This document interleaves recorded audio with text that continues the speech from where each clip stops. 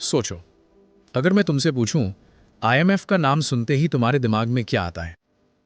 मेरे दिमाग में सिर्फ एक नंबर आता है, 1.4 ट्रिलियन डॉलर्स। हाँ, इतना पैसा डेवलपिंग कंट्रीज ने सिर्फ इंटरेस्ट पे करने में खर्च किया, सिर्फ एक साल में। ये प्रिंसिपल नहीं था, सिर्फ इंटरेस्ट। सोचो, अगर ये पैसा स्कूल्स में लगता, हॉस्पिटल्स में लगता, इंफ्रास्ट्रक्चर में लगता, मगर ये पैसा चला गया क्रेडिटर्स के ऑफिसेज में, वॉशिंगटन, लंदन, पेरिस। और यहीं से शुरू होती है आईएमएफ की असली कहानी। क्या आईएमएफ कंट्रीज को बचाता है या उनको डेट ट्रैप में बांध देता है?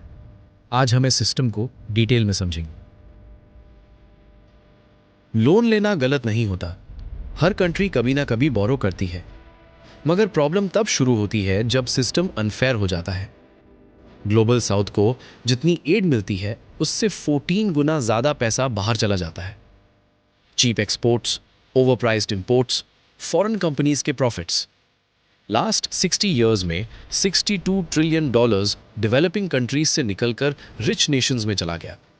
और इस ग्लोबल फाइनेंशियल सिस्टम के सेंटर में है आईएमएफ। यूनाइटेड नेशंस के मुताबिक डेवलपिंग वर्ल्ड पर 31 ट्रिलियन डॉलर्स का डेट है और आज 60% low income countries debt distress में है। मतलब गवर्नमेंट्स अपने लोगों पर खर्च कम कर रही हैं और इंटरेस्ट पेमेंट ज्यादा कर रही हैं। हर कुछ साल में सेम पैटर्न रिपीट होता है।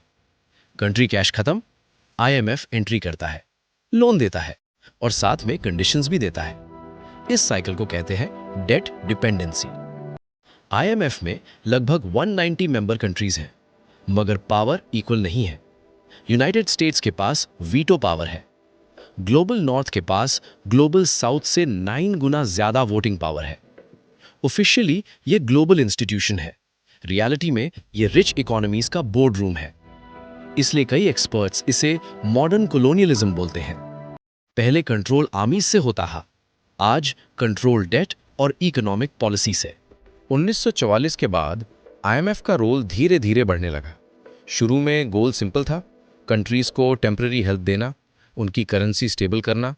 मगर 1970 के दशक में ग्लोबल इकोनॉमी हिल गई, ऑयल क्राइसिस आया, महंगाई बढ़ गई और डेवलपिंग कंट्रीज ने ज़्यादा बोरोइंग शुरू कर दी। 1980 के दशक तक सिचुएशन कंट्रोल से बाहर हो गई। डेट बहुत ज़्यादा बढ़ गया और कई कंट्रीज रीपेमेंट करने में फेल होने लगी। यहीं से आईएमएफ का स्ट्रॉन्ग इंटरवेंशन शुरू हुआ। आईएमएफ ने एक नया मॉडल इंट्रोड्यूस किया, स्ट्रक्चरल एडजस्टमेंट प्रोग्राम्स, शॉर्ट में एसएपी। इसका सिंपल लॉजिक था, इकोनॉमिक रिफॉर्म के थ्रू स्टेबिलिटी लाना। मगर ये रिफॉर्म्स इजी नहीं थे।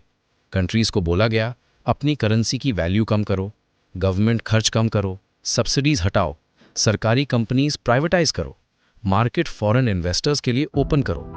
पेपर पर ये रिफॉर्म स्ट्रांग लगते थे, मगर ग्राउंड रियलिटी अलग थी।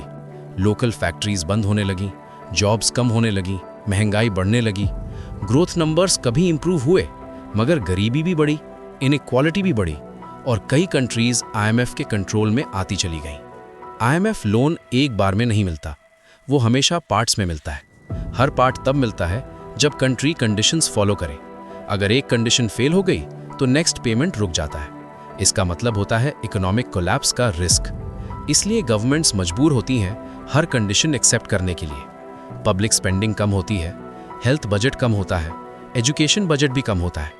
जब डेट सबसे पहले आता है तो लोग बाद में आते हैं। अफ्रीका में आईएमएफ रिफॉर्म्स का प्रॉमिस था प्रॉस्पेरिटी, मगर रियलिटी टफ थी।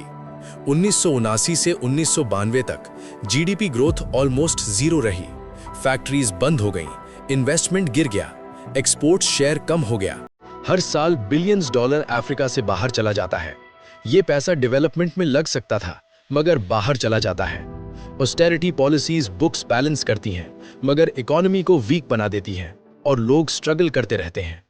1991 में सोवियत यूनियन टूट गया। रशिया को फास्ट चेंज करना था। फ्री मार्केट सिस्टम अडॉप्ट किया गया, प्राइसेस फ्री कर दिए गए, महंगाई एक्सप्लोड हो गई, इंडस्ट्रीज प्राइवेटाइज हुई और कुछ लोग बहुत अमीर बन गए।